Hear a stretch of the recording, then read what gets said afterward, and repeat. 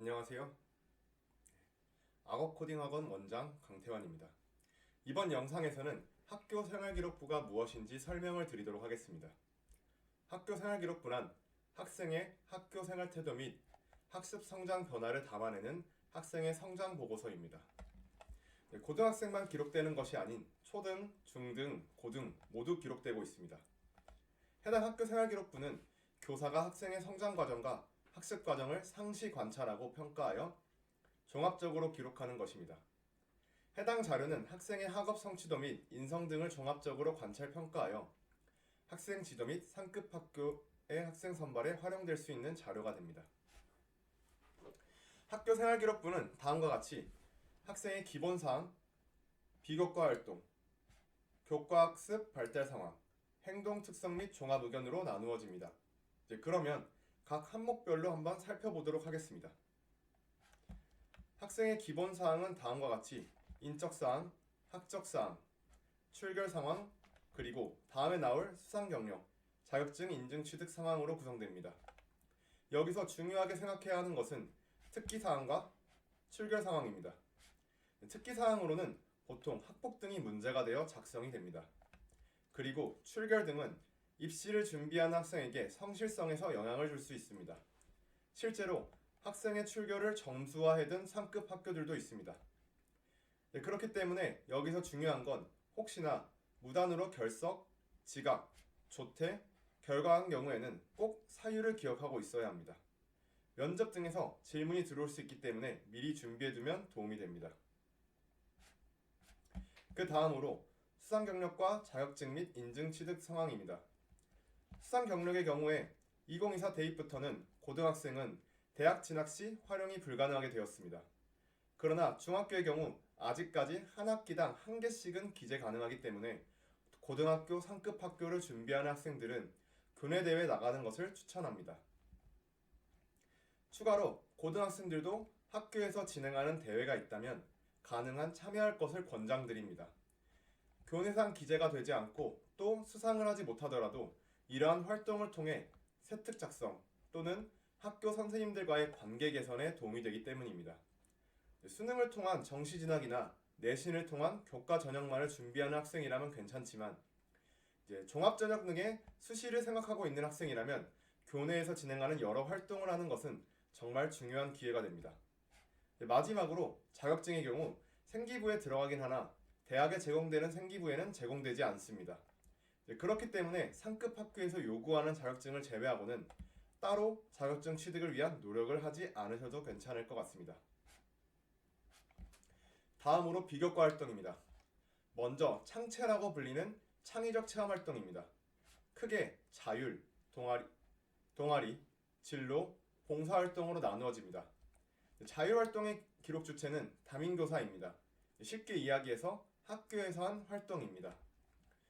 동아리 활동의 경우 동아리 운영교사가 작성을 합니다. 여기서 눈여겨봐야 하는 점은 24년도부터 자율동아리는 기재가 불가능하게 변경되었습니다. 그렇기 때문에 신경 써야 할 점은 자신이 관심 있는 동아리를 들어가기 위해 미리 준비를 해두면 좋다는 것입니다. 동아리의 인원에는 제한이 있기 때문에 여러 학생이 해당 동아리에 가입을 원한다면 경쟁이 될 수 있고 만약 떨어지게 된다면 고등학교 생활 동안 자신이 원하는 동아리 활동으로 대입에서 어필이 불가능할 수도 있습니다. 실제로 원내 학생들 중 컴퓨터 동아리에 들어가기 위해 면접을 보는데 C언어, 파이썬 등에 대해서 질문을 하고 또 개발 경험 등에 대해서 물어보았다고 합니다. 그렇기에 가입을 희망하는 동아리에 대해서 미리 준비를 하면 도움이 될 것입니다. 진로 활동의 경우 담임교사와 진로 담당 교사가 작성을 합니다. 전반적으로 꿈, 직업, 진로에 관한 이야기를 작성하게 되어 있습니다. 대입에는 직접 반영되지는 않습니다. 봉사활동의 경우 학교에서 한 활동만 기재가 가능합니다. 개인이 외부에서 따로 한 활동은 기재가 불가능하기 때문에 따로 준비하실 필요는 없습니다. 독서활동의 경우 대입에서는 미반영이 되도록 바뀌었습니다. 그러나 독서의 경우 과세특, 과목 세부 능력 특기 사항에 기재가 할 때 활용될 수 있기 때문에 우리가 독서 활동은 학기마다 꾸준히 하는 것을 추천합니다. 독서 방식은 여러 가지로 나뉠 수가 있는데 진로, 관심, 이제 그렇게 크게 두 가지 테마로 나뉘게 됩니다. 진로의 경우 예를 들어 경찰이 꿈이라면 경찰과 관련한 책을 읽을 수 있고, 관심이 예를 들어 진화론에 관심이 생겼다고 한다면 예를 들어 이기적 유전자의 책을 읽었다, 이런 식으로 진로에 대한 탐색이나 관심에 대한 탐구 활동한 것을 나타낼 수 있기 때문에 실제로 책을 찾아 읽어보면 구체적 경험 사례가 되기 때문에 활용이 가능합니다.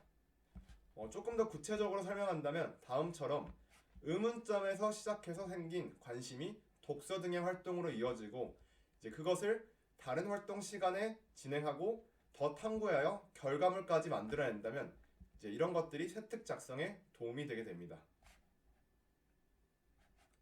네. 교과학습 발달 상황에서는 교과와 과목, 그리고 단위수, 원점수, 성취도, 석차 등급이 기재가 됩니다.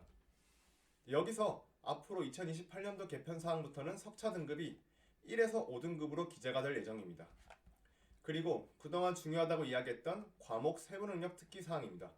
소위 과세특이라고 이야기하는 것입니다. 자기소개서 등이 사라진 시점에서 현재 자신을 나타낼 수 있는 가장 강력한 수단입니다. 이러한 세특을 잘 채우기 위해서 먼저 학교에서 하는 수행평가와 선생님이 내주시는 과제, 그리고 선생님과의 관계를 유지하는 것이 중요합니다. 왜냐하면 과목 세특의 기록 권한은 교사가 가지고 있기 때문입니다. 그렇기에 평소 열심히 하던 학생에게 적극적으로 써주실 것이고, 또 자신이 잘 아는 학생에게 잘 써주실 수밖에 없습니다. 왜냐하면 평소에 잘 하지도 않던 활동을 학기 막바지에 갑자기 들고 와서 써달라고 하면 자신도 잘 모르는 활동이기 때문에 담임교사는 잘 모르는 내용을 기재할 수 없기 때문입니다. 추가로 과세특 외에 개세특이라고 불리는 개인별 세부 능력 특기 사항이 있습니다. 개인별 세부 능력 특기 사항은 다음과 같이 영재교육, 발명교육, 수업량 유연화에 따른 학교의 자율적 교육 활동, 그리고 그 외의 사항들이 있습니다. 여기서 보통 수업량 유연화에 따른 학교 자율적 교육 활동이 개인별 세부 능력 특기 사항으로 기재를 하고 있습니다. 마지막으로 행동 특성 및 종합 의견입니다. 해당 내용은 수시로 관찰한 모습을 작성하는 것이 원칙이지만 보통 학년을 마무리할 때 작성하게 됩니다. 종합적인 특성이기 때문에 상급 학교에서 학생을 평가할 때 보통 학생이 어떤 학생인지 보기 위한 자료로 먼저 읽고 그 이후에 세특을 읽을 때가 많습니다. 학생의 성향이나 어떤 사람인지를 대략적으로 그리고 난 이후에 세특 등을 읽으면서 자세히 본다고 생각하시면 될 듯합니다. 해당 내용은 학교 생활을 하며 작성을 해도 되지만 미리 알려드린다면 단순한 칭찬, 나열보다는 구체적인 예시를 들어 학생이 그려지도록 작성하는 것이 좋습니다. 칭찬의 나열은 모든 학교의 학생들이 다 작성될 수 있기 때문에 하다못해 예를 들어 학교 축제와 관련한 이야기를 작성한다고 한다면 학교 축제위원회 임원으로 활동했다 라는 내용으로 끝나기보다는 축제가 끝나고 하교 전 임원들과 함께 뒷정리를 마치고 가야지만 다음에 더 좋은 행사가 될 수 있다고 앞장서서 행동했다 등으로 구체적으로 작성하는 것이 좋습니다. 여기까지가 학교 생활기록부에 대한 내용이었습니다. 지금 당장 꼭 신경 써야 하는 내용도 있지만 또 생활기록부를 기재할 당시에 신경 써야 하는 부분도 있습니다. 그런데 가장 중요한 것은 내 생활기록부에서 비춰지고 싶은 내가 무엇인지를 생각하는 것입니다. 그렇기 때문에 자신이 무엇을 좋아하는지 또는 무엇이 되고 싶은지를 미리 생각하는 것이 중요하고, 또는 이걸 찾기 위한 탐구 활동을 보여주는 것이 중요합니다. 네, 이상입니다.